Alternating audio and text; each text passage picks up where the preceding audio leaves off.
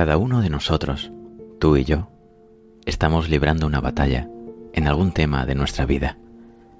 Todos nosotros estamos sufriendo constantemente por algo, un tema económico, un tema de salud, un tema familiar, un tema profesional. Siempre hay algo que nos preocupa y esas batallas nos marcan, y cómo lidiamos con esas batallas va a marcar eso que denominamos felicidad, porque la felicidad consiste en conectar con eso bueno que pasa cada día, y que lo malo que sucede cada día, esas batallas, las sepamos gestionar de la mejor manera posible. Tiene un matiz con la plenitud.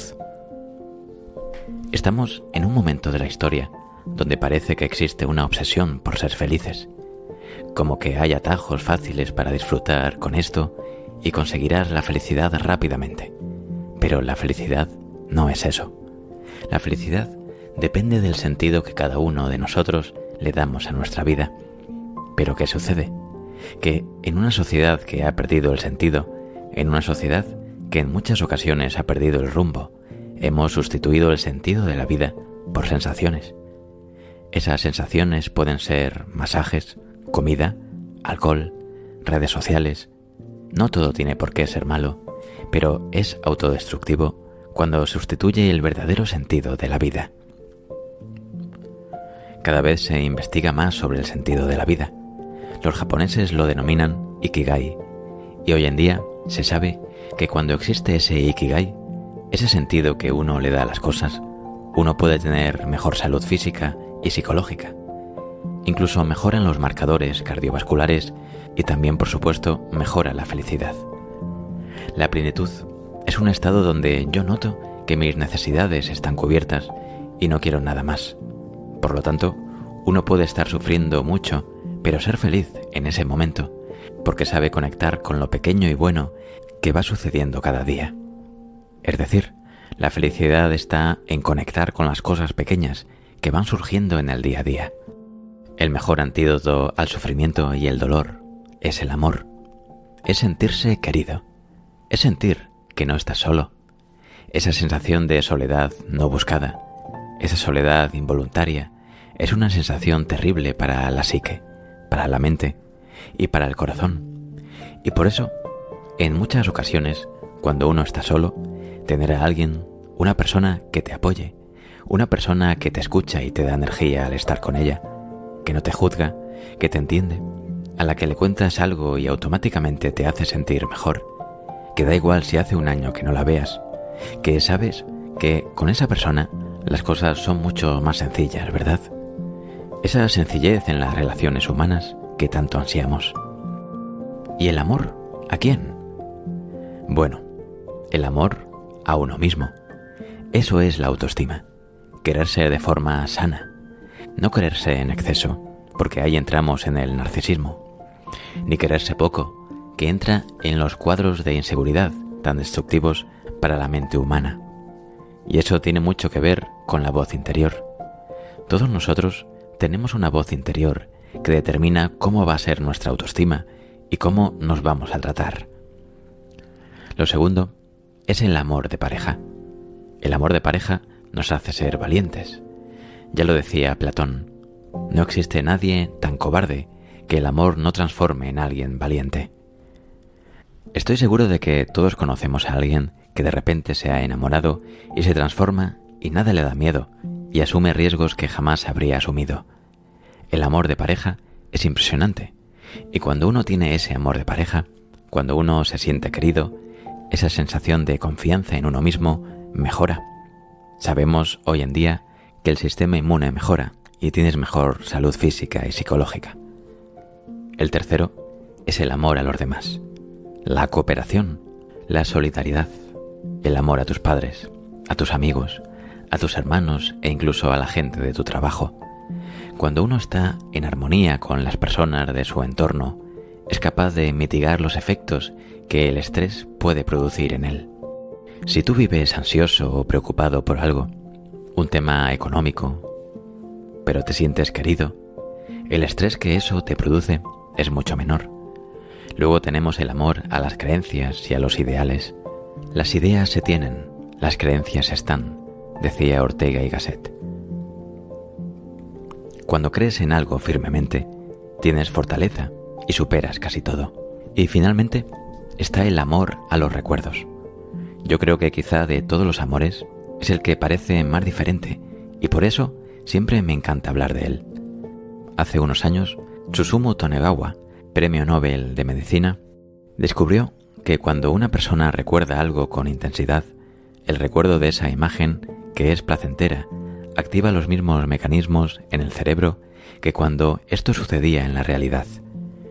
Esto es mágico. Cuando uno trabaja con técnicas que ayudan a mejorar en los estados de angustia, traer a la mente imágenes placenteras, recuerdos de personas donde había amor, donde te sentías querido, donde te sentías agradecido, de repente produce efectos bioquímicos en el propio organismo. Por lo tanto, ese amor, cuando inunda a nuestra mente, en nuestro organismo, nos ayuda también a ser mejores con los demás, a convertirnos en personas que no juzgamos, que empatizamos, personas cariñosas, que buscamos intereses comunes. Yo soy muy de decirle a la gente que busca intereses comunes en los demás, que pregunte a los demás cómo se siente, y cuando le pregunten cómo se siente, que recuerde esos datos. Esto lo aprendí de mi padre. Mi padre se acuerda de todas las cosas y él lleva en su agenda del teléfono los teléfonos de todo el mundo. Pero al lado tiene puesto: su padre tiene artritis, su mujer tiene Alzheimer, su hijo ya tenía un fracaso escolar. Y así, cuando algún día llama a alguien, siempre busca ese punto en común. Hoy en día vamos tan acelerados con nuestras preocupaciones y nuestros pensamientos que nos cuesta prestar atención a las preocupaciones de los demás.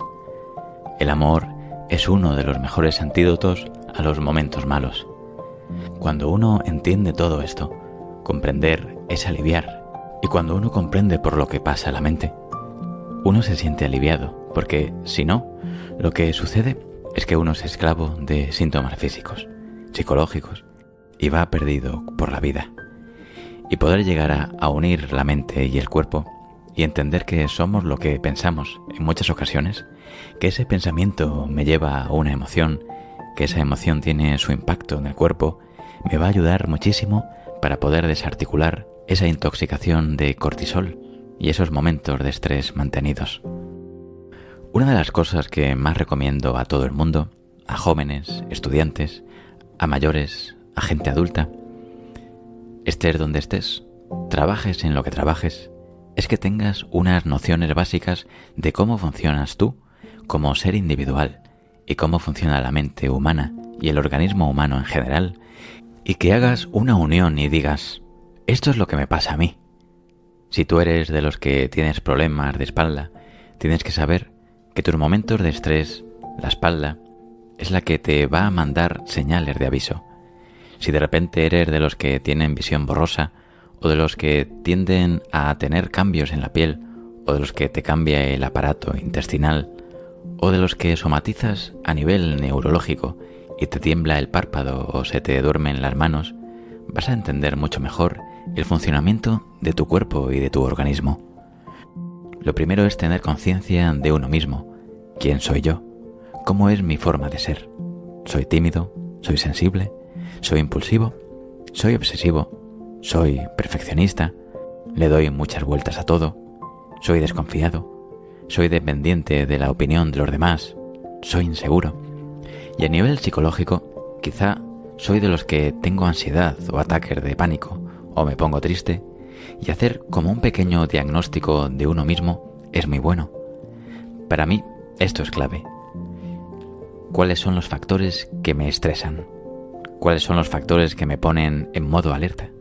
¿Cuáles son los factores que me meten en el sistema simpático, en ese cortisol del que hemos hablado? Pueden ser personas, cosas, recuerdos, momentos, circunstancias, pero cuando uno conoce cuáles son sus factores de estrés, vas a ver cómo se transforma tu personalidad ante el estrés. Por ejemplo, el sensible, cuando está bajo un factor de estrés, se convierte en una persona muy vulnerable. Ahora estoy bien, ahora estoy mal. Ahora estoy bien, ahora lloro. Ahora estoy angustiado, ahora vuelvo a estar bien. El tímido, cuando está bajo factores de estrés, se bloquea. El impulsivo, bajo factores de estrés, es más agresivo. El que le da vueltas a las cosas, bajo factores de estrés, es más obsesivo y entra en pensamientos en bucle. El perfeccionista, cuando está estresado, tiene una sensación de insatisfacción vital porque nada está a la altura de lo que quiere. Cuando uno se comprende, se siente aliviado. Entonces, cuando hay preguntas, ¿qué nos puede ayudar? Hacer este esquema. Yo a todos mis pacientes les hago este esquema. ¿Cómo eres tú? ¿Cuáles son tus factores de estrés? ¿Y en qué se transforma esto? Cuando entiendes tu cuerpo, cuando entiendes tu personalidad, es mucho más fácil hacer frente. Y luego, otra cosa que yo creo que puede ayudar en este mundo es tener vías de escape sanas para estos momentos de estrés. El ejercicio es básico. Con el ejercicio desmembramos ese cortisol. Casi que lo evaporamos del organismo. Cuidado con el ejercicio excesivo, que ahí te pones en modo alerta. Pero yo hablo del ejercicio normal y saludable que todos conocemos. También recomiendo la educación de esa voz interior. Es decir, tener cuidado porque sabemos ya que esa voz interior va a tener un impacto en tu vida. Que mi voz interior sirva para apoyarme y no para hundirme. Y hacer un diagnóstico de cómo me trato yo. Lo tercero es las personas con las que me rodeo. A veces parte del problema es que vivo rodeado de personas que me meten en modo alerta. Cuarto, el ser humano no está diseñado para vivir en el sistema nervioso simpático constantemente. Un poquito me puede ayudar a de repente ser profundamente eficiente, profundamente efectivo para llegar a las cosas de la mejor manera posible. Pero si lo mantengo en el tiempo, corro el gran riesgo de enfermarme. Por eso, lo importante es salir de vez en cuando de ese modo alerta, de ese sistema nervioso simpático al parasimpático, es decir, al de la meditación, el de la relajación, el de la respiración, la conexión con uno mismo, conexión con los demás, conexión con lo grande, con la trascendencia, porque cuando soy capaz de desconectar del modo alerta para conectar con el modo relajación o con el modo parasimpático, recupero mi organismo, recupero mi mente, recupero mis habilidades, incluso recupero mi sistema inmunológico para volver a hacer frente a los desafíos que me van surgiendo en el día a día. Es decir, la vida no es lo que es. Hay cosas que lógicamente son más o menos realistas, pero lo importante es la interpretación que hacemos de lo que nos sucede, y todos nosotros interpretamos la vida de una u otra manera dependiendo de una serie de factores, y los voy a dividir en 3. El primero es el sistema de creencias. Todos nosotros tenemos unas ideas prefijadas sobre cómo debe ser la vida, cómo quiero que me traten, cómo quiero que se gobierne en el mundo, es decir, a nivel ético, a nivel moral, a nivel personal, a nivel económico. Yo quiero vivir en este tipo de casa. Yo quiero que mis jefes me traten así. Yo quiero que mi pareja me trate de esta manera. Yo quiero que mis hijos sean así. Yo quiero, etc. Tenemos unas expectativas, unas aspiraciones personales, profesionales, tanto nuestras o de nuestro entorno, pero también de cómo debe ser gestionada la vida. O sea, hay palabras, personas, personajes, dichos, que automáticamente generan una reacción, y eso es el sistema de creencias. Hasta el más tolerante tiene un sistema de creencias limitantes, porque muchas veces queremos que nuestros hijos sean ingenieros, médicos. Una paciente que tengo le dijo un día a su padre que quería ser pianista. Toda su familia era ingeniera, y la madre no lo entendía. Dejó de hablarle porque para ella era un drama, pero su hija tenía un don para el piano, pero ella no lo podía percibir, ella no lo veía. ¿Por qué? Porque su sistema de creencias era que todo lo que no fuera ser ingeniero era un problema, porque venían de 5 generaciones de ingenieros en la familia. El tema del piano le parecía que era una cosa que no tenía ni pies ni cabeza. Muchas veces hay que romper nuestro sistema de creencias. Yo creo que lo más importante es conocerlo. ¿Cuál es el mío? Y todos tenemos un sistema de creencias que hace que las cosas que nos cuentan o que nos sucedan las vamos a interpretar de una u otra manera según ese sistema de creencias, y es lo más difícil de cambiar. Cuando uno piensa en algún tema de alguna manera, a veces no se puede modificar y es como darse contra un muro. Yo puedo tener delante un paciente que noto que tiene un sistema de creencias limitante, pero le digo: acepta a tu hijo, acepta este tema en ti, acepta tu pasado, acepta que esto pase en tu trabajo. Y dice: no quiero, me niego. Y muchas veces esa resistencia al cambio es lo que impide que disfrutemos de la vida. Por otro lado, tenemos el estado de ánimo. Si uno está contento, la interpretación de las cosas es mucho mayor. Ese estado de ánimo va a determinar nuestra interpretación de las cosas. La interpretación de las cosas, si tú eres profundamente sensible, eso va a afectar a tu estado de ánimo. Si tú eres profundamente desconfiado, eso va a afectar a tu estado de ánimo y por tanto a tu interpretación de las cosas.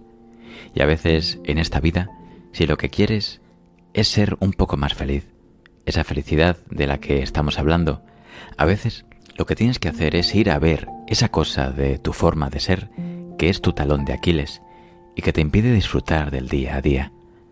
Si eres de los que se queja, si eres de los que va de víctima, trabajar la personalidad, porque eso automáticamente mejora tu estado de ánimo y eso automáticamente mejora tu interpretación de las cosas. Nuestro cerebro recibe constantemente muchísima información a través de los sentidos, especialmente a través de la vista, pero solo se queda con lo que le interesa. Si tú estás buscando un trabajo de un tema específico y te pones a prepararte sobre ese tema, tu cerebro va a hacer todo lo posible por encontrar ese asunto. Y he contado muchas veces una anécdota que me pasó hace unos años, cuando estudiando la carrera me fui a las Naciones Unidas a un evento, una entrega de premios, y el rector de mi universidad me pidió que buscara a Kofi Annan. Yo empecé a preparar todo tipo de cosas sobre Kofi Annan por si me lo encontraba, para invitarle a mi universidad a un evento que había, y nunca vi a Kofi Annan, pero en un momento dado, en pleno evento, fui al baño y me encontré con una señora rubia, de tez muy pálida, y empecé a hablar con ella. Le conté varias cosas. Le conté cómo funcionaban las Naciones Unidas, los premiados de ese evento al que íbamos, y me despedí de ella. El día que volví a Madrid, esta señora estaba en el avión y la fui a saludar. Dije: ¡qué curioso! La señora del baño. Y estaba sentada al lado de un tipo al que me presentó. Era Kofi Annan, que era su marido. Y entonces yo muchas veces me pregunté: ¿cómo es posible? Bueno, yo había estudiado a Kofi Annan y probablemente mi mente había captado fotos con su mujer, y cuando la vi, la distinguí. Es decir, la suerte favorece a la mente preparada. Hay que prepararse, hay que estudiar, hay que saber por qué el que se prepara, el que estudia, el que sabe, percibe mejor las oportunidades. Una persona con voluntad llega más lejos que una persona inteligente. La voluntad es la capacidad de posponer la recompensa. Y hoy en día estamos en un momento donde lo quiero todo, y ahora. Y quiero sentir ahora, y quiero la gratificación instantánea ahora. Es decir, en vez de que yo lo quiero todo ahora, lo que necesito es fortalecer mi voluntad, poniéndome pequeños retos. Voy educando mi voluntad y soy capaz de llegar mucho más lejos en la vida. ¿Y eso en qué me va a ayudar?, te preguntas. Uno, que cuando me aburro y dejo que mi mente se vaya, y que vaya y venga. Ningún gran descubridor llegó a sus resultados y a sus conclusiones en un momento frenético. Nunca. Uno está bajo un árbol y vio caer una manzana. El otro paseaba por los jardines de Atenas, es decir, en un momento de paseo, de desconexión, de relax, y de repente le hizo un clic y vino una idea. En un momento de estrés frenético no llegas a los grandes temas de la vida. Vas de forma superficial y no profundizas. Aquí hay un tema muy interesante, y es que nosotros esculpimos nuestro cerebro en tiempo real, según a qué prestamos atención. Por eso, hoy en día, según a lo que prestemos atención.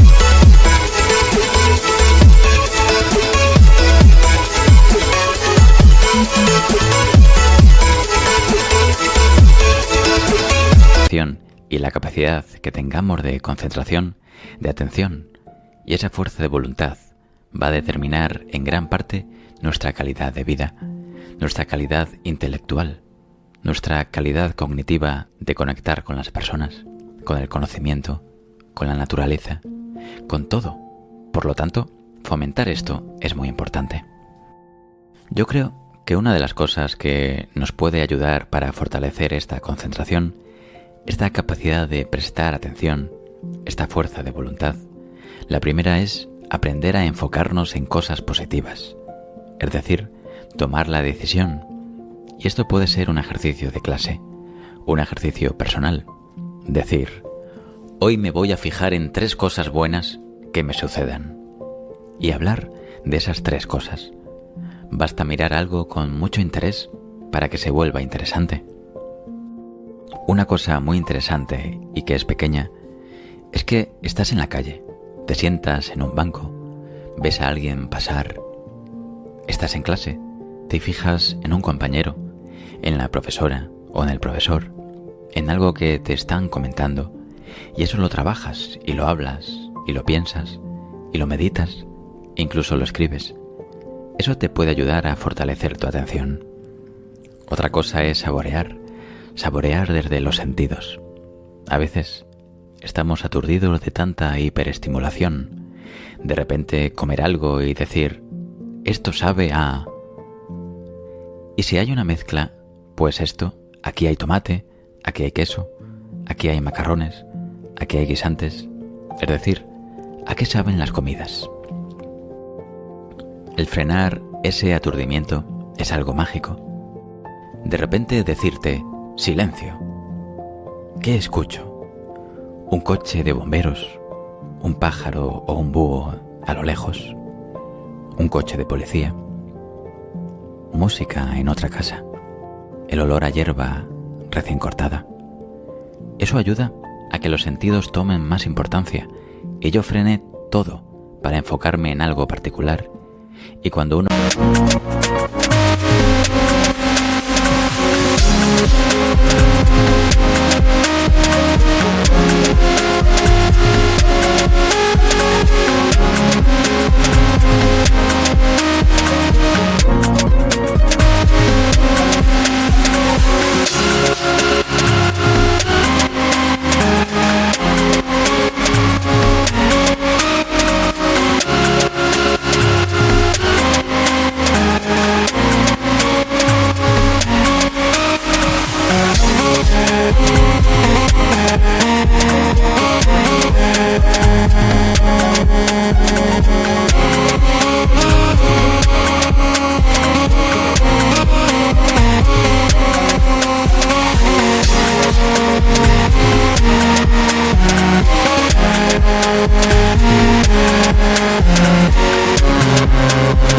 consigue enfocarse en algo particular, está fortaleciendo su capacidad de prestar atención, y si ya le metes corazón al asunto, ya ni te cuento.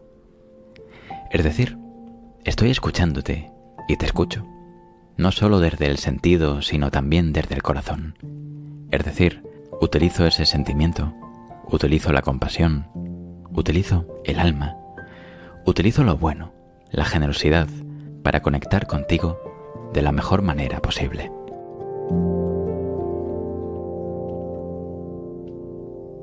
Si te ha inspirado, haz clic en me gusta, comparte el vídeo y no olvides suscribirte. Ahora escribe en los comentarios: estoy conectando con mis sentidos, para yo saber que te gustó y te ayudó este vídeo. Te mando un abrazo. Soy Elías Benson. No olvides también descargar tu audiolibro gratuito, Los 6 pilares fundamentales para aumentar tu autoestima, en el link de la descripción donde dice: descarga tu audiolibro gratuito aquí.